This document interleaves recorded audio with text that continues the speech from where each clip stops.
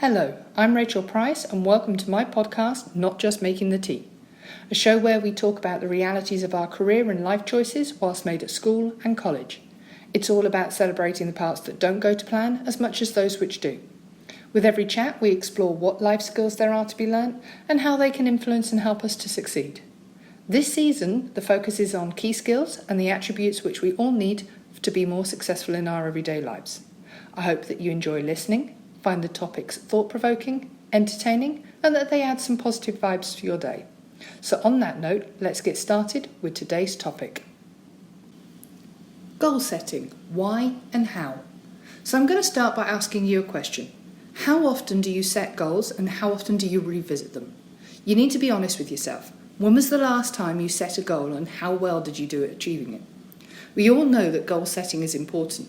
But what we often forget is just how important they are for us as we continue to move through life. Goal setting does not have to be boring. There are many benefits and advantages to having a set of goals to work towards. Setting goals helps trigger new behaviours, helps to guide our focus, and keep momentum in our lives. Goals help us to align our focus and promote self-mastery. In the end, you can't manage what you don't measure, and you can't improve upon something if you don't manage it correctly. Setting goals can help us do all of this and so much more.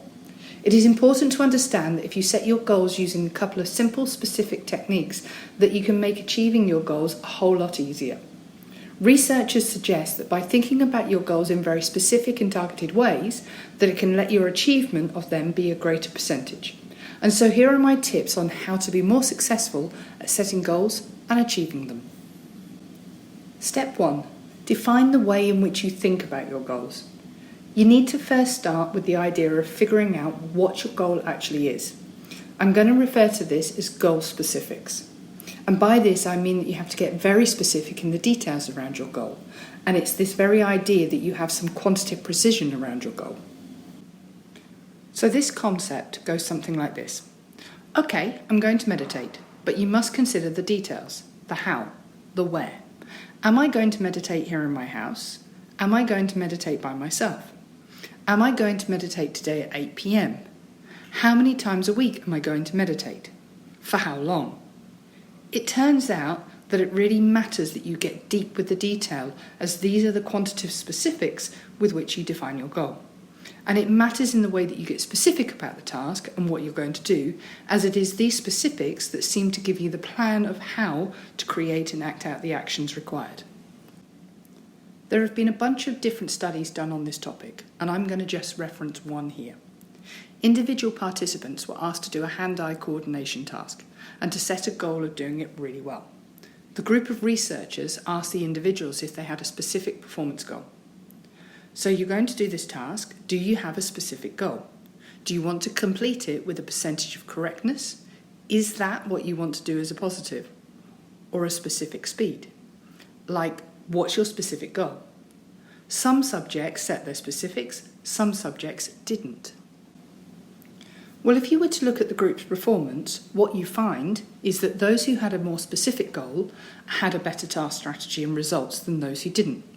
So the conclusion is that when you have this really specific goal, it forces you to figure out how you're going to do the task.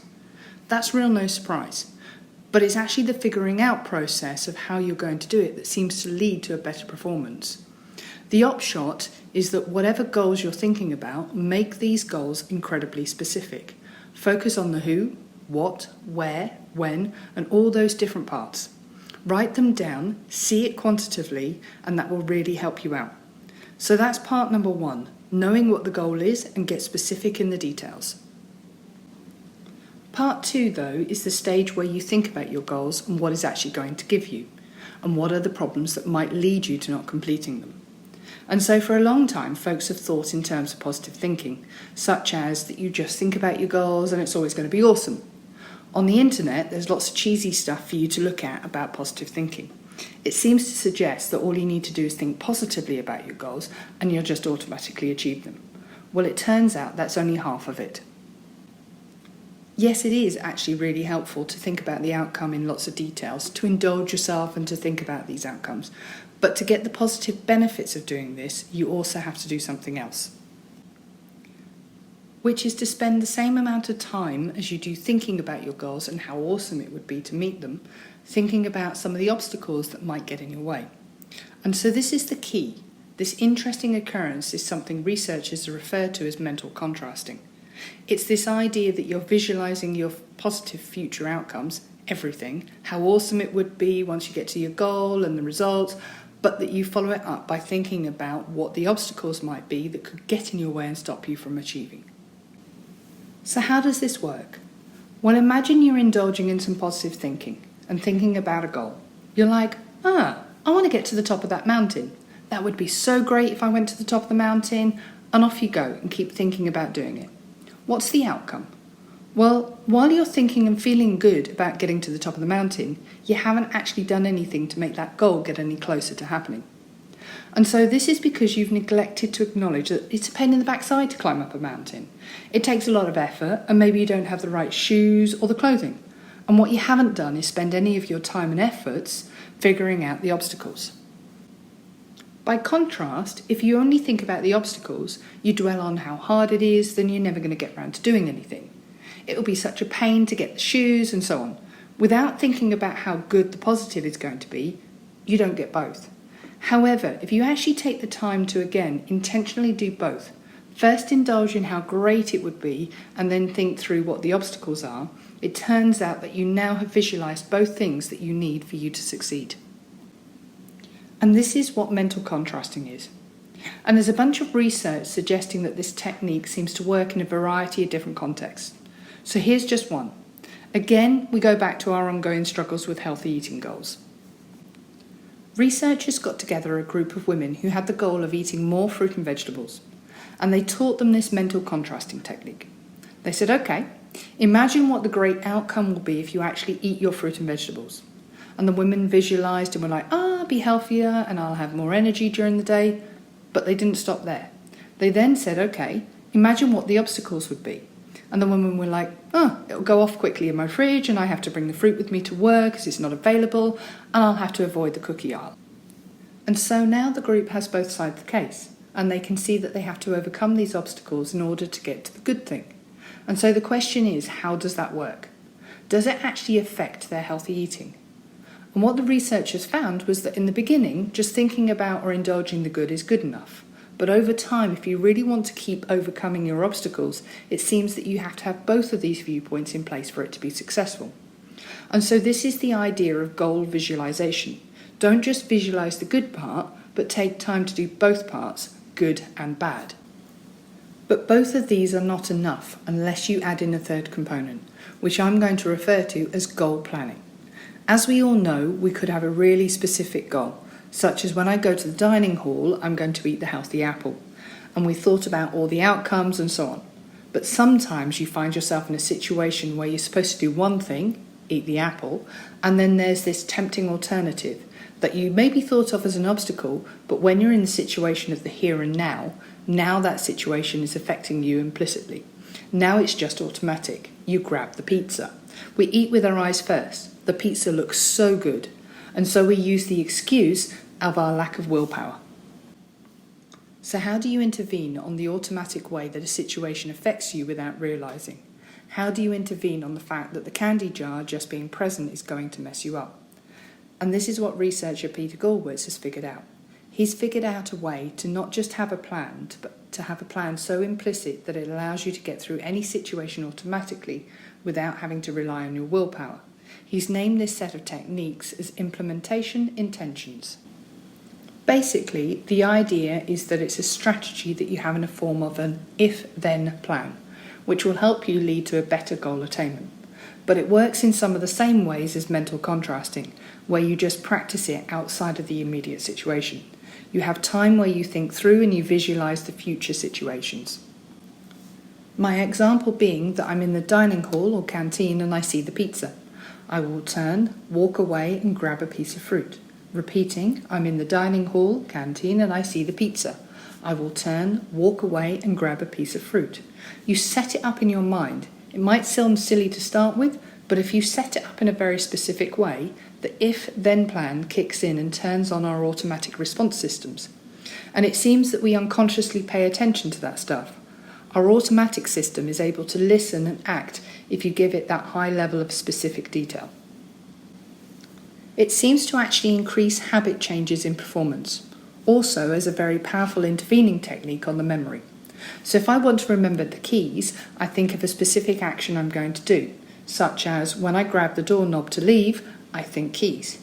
When I grab the doorknob to leave, I think keys. And automatically, as I grab the doorknob, all of a sudden that plan pops up in my memory and I grab my keys. It actually does help. Again, yes, it does sound silly. Why would you visualize this action? But if the if-then plan helps, it's a strategy to use. And it just seems to work. And it's a kind of prompt to our automatic urges and our automatic motor actions. And so that's the third piece of the puzzle. Goal planning.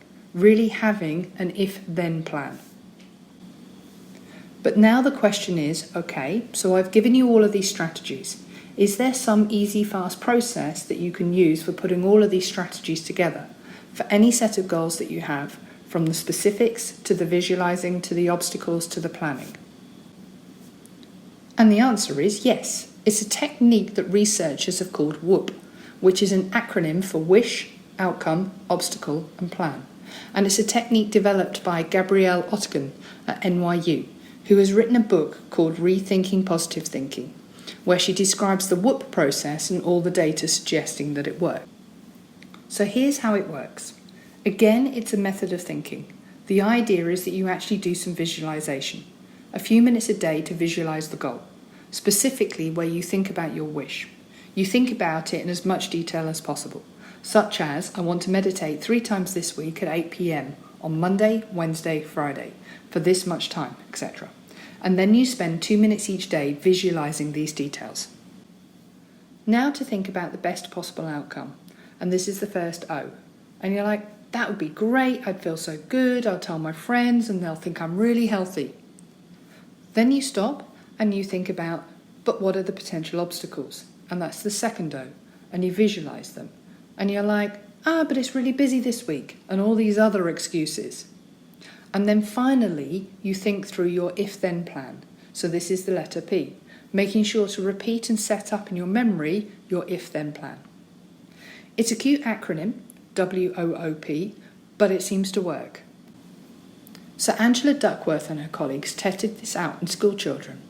They picked a set of classrooms of disadvantaged 10 and 11-year-olds, and they taught them this technique with the acronym of think about your wish, outcome, obstacle and plan. And then they asked each of the students to pick a goal that was important to them but related to their schoolwork. They could pick their own goal, and then they were asked to do the WOOP technique every morning when they woke up. And the key question was, what happened to the students' outcomes in terms of their results, their school attendance and school conduct and so on? Again, this sounds like a cheesy technique, but when you look at the outcomes, it's pretty impressive. So this is the WOOP technique, but for her paper she called it mental contrast plus implementation intentions, which is basically what both of these things are. And here's what happened. Students were actually moving up potentially whole grade levels, such as a C- to a C+, or even a B-. And it seemed that it was boosting their results to be thinking about a specific academic goal that they wished for. In terms of their conduct and behaviour, they appeared to receive better conduct ratings from their teachers over time by whooping every morning. And in addition, if you look at their absent rates, you can get the difference in the number of days that these kids were absent over time. It seems like actually thinking about and doing these things over time was helping them. So what about adults trying to get to their goals? And so here's a study on exercise goals. Researchers brought together a group of middle-aged women who wanted to increase their physical activity. They taught them the WOOP technique and had them practice. What's your wish for physical activity? What's your best outcome? What are the obstacles? What's your if-then plan? Think about the importance of your wish. Do all of these specific parts, and then they measured. This is not just a little bit of time, they actually measured their activities months and months later. So is this the kind of thing that can stick over time? And here's what they found in terms of physical activity. So the women were asked to do the WOOP method daily versus another control group who were asked to visualise that physical activity was helpful for them and so on. In the beginning, they were all exercising a little bit more, but then the results later came in at 4 weeks, 8 weeks and even 10 weeks showed that the WHOOP group were increasing their number of minutes completing physical activities by about twice as much. That is a really successful result. It seems that by really thinking about these things, it can be a really important trigger to getting your habits to change and really work positively for you. Remember the 3 stages: goal specific, goal visualization, and goal planning, and maybe even have a go at the WHOOP method. So that's my topic for today. I hope you found it interesting and helpful. Thank you for taking the time to listen. If you've enjoyed this episode, why not subscribe and get new episodes sent weekly? You can do that for free via Apple Podcasts, Spotify, Google Podcast, and much more. I appreciate everyone who's taken the time to listen, so please subscribe, like, tell your friends, and send me any comments and feedback. Also, check out the Instagram page, Not Just Making the Tea, for more information and updates. For more activities and resources, check out the Learning Hub on educationyala.com and subscribe. Thank you once again, keep safe, chat soon. Have a great day.